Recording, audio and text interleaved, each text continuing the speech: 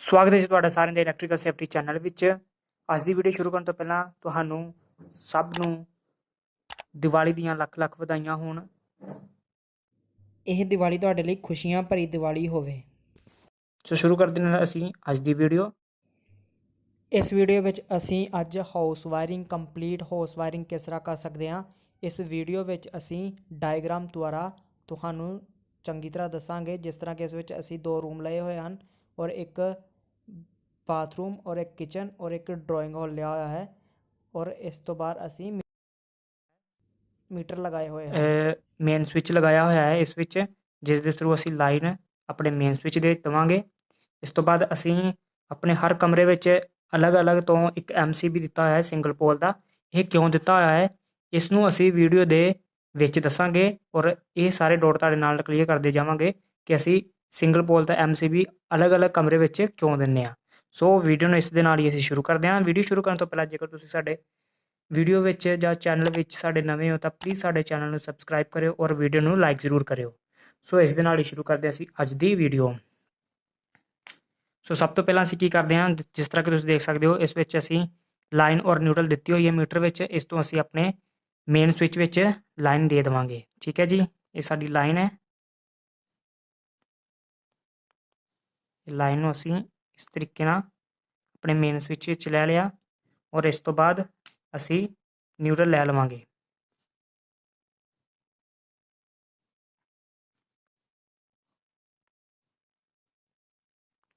सो साडी line और neutral जो है असीं अपने मेन स्विच विच दे दित्ती। हुण इस तो ही असीं अपने वक्खो वक्ख कमरिਆਂ विच लाइन और न्यूट्रल देवांगे। सो इसनूं किस तरीके नाल देवांगे, सो सब तो पहलां असीं न्यूट्रल लै लैंदे हां। ये साडी न्यूट्रल है।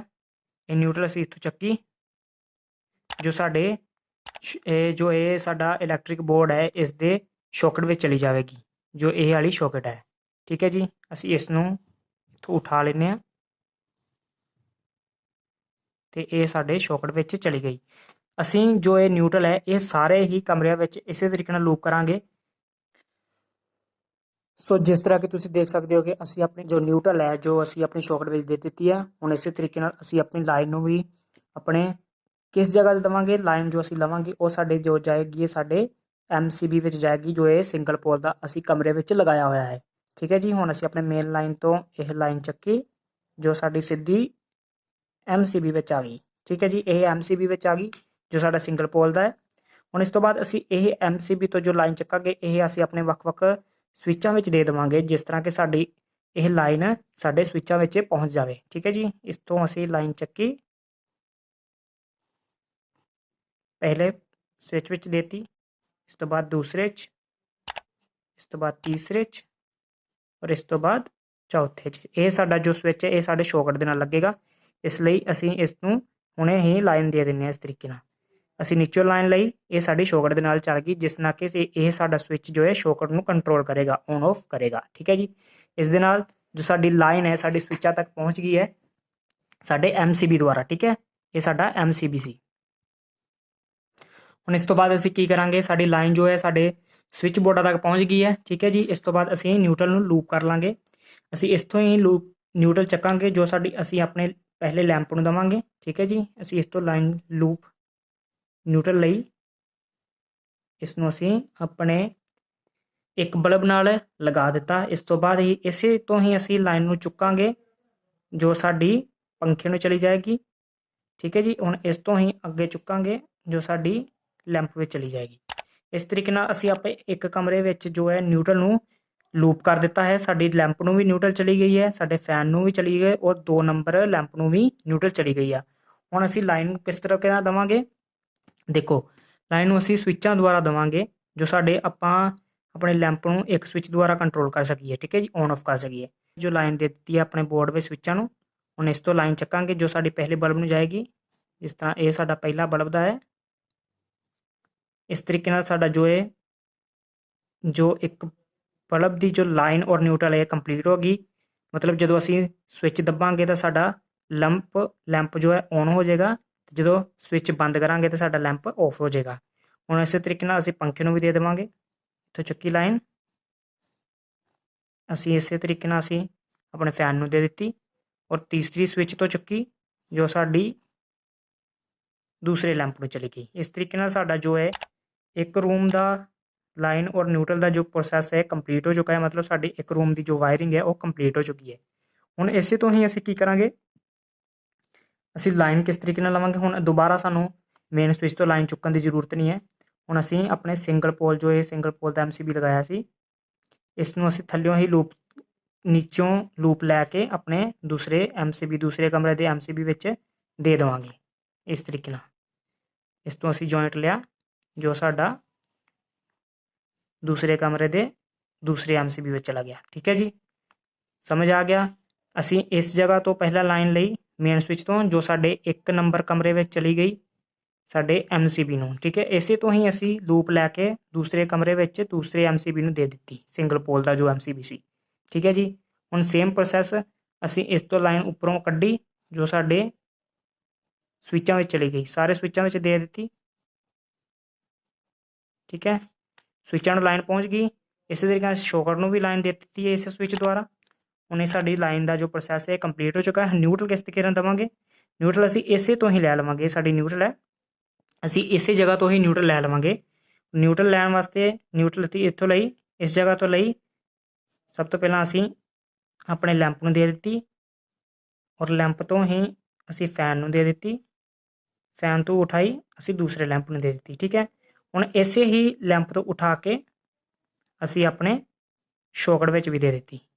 असीं चंगी तरह लूप कर दिता है, सारे लैंप और बोर्ड तक असीं न्यूट्रल पहुँचा दित्ती है। हुण लाइन किस तरीके नाल देवांगे, लाइन भी सेम जिस तरह असीं पहलां दित्ती सी दूसरे पहले रूम विच, उस तरीके नाल इस रूम विच भी देवांगे।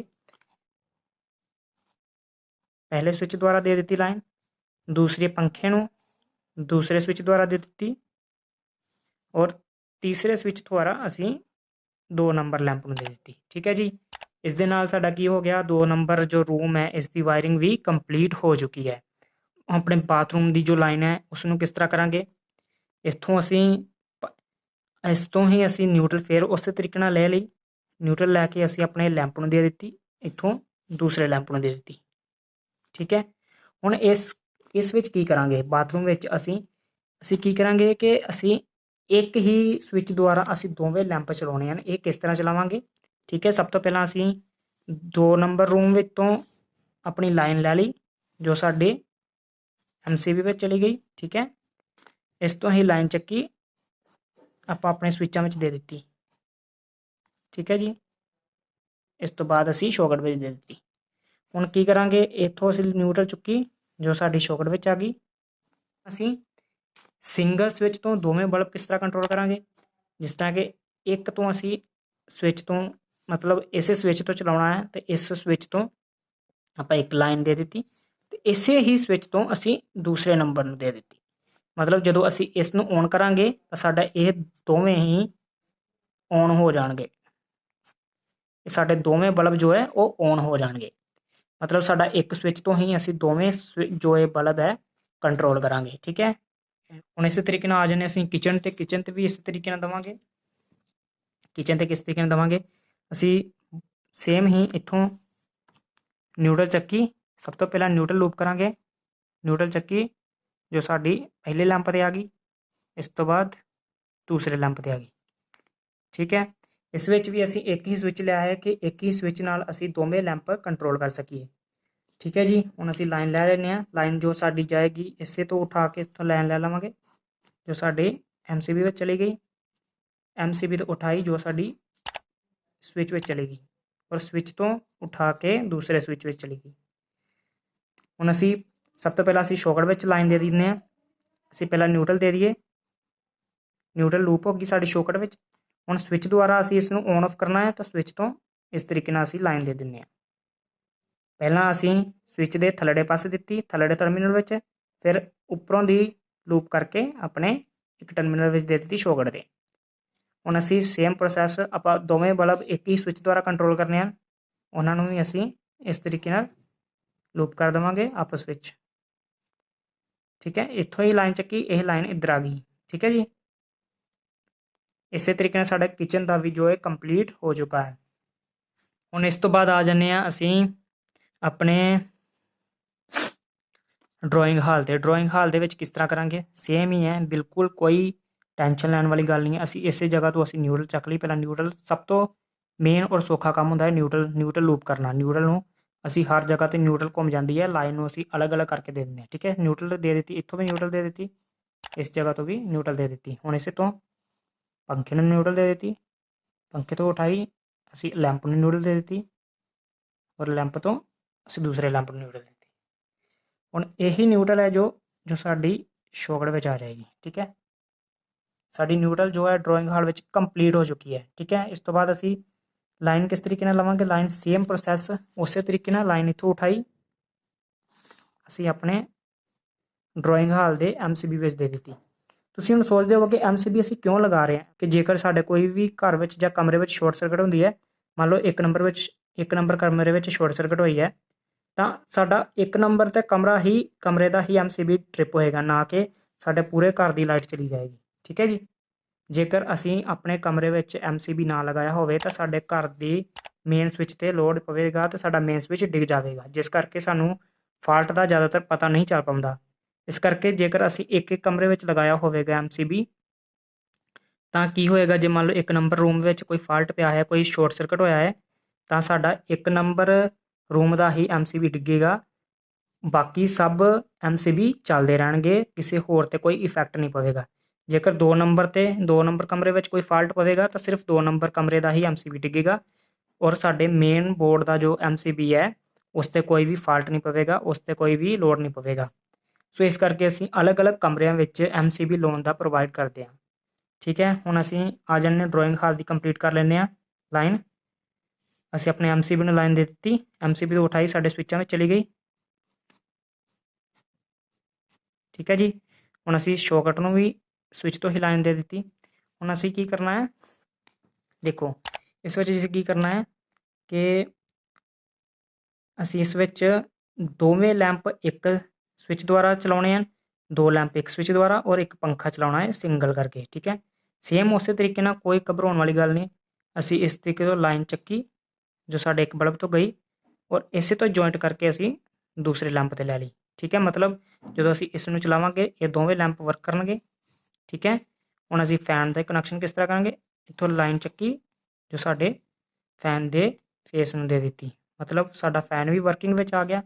हुण सेम उस तरीके दोवें यह लैंपां नूं चलाउणा इक्को स्विच द्वारा, इस तरह एक लूप चक के इत्थों दूसरी लूप चक के असी अपने दूसरे लैंप नूं देती।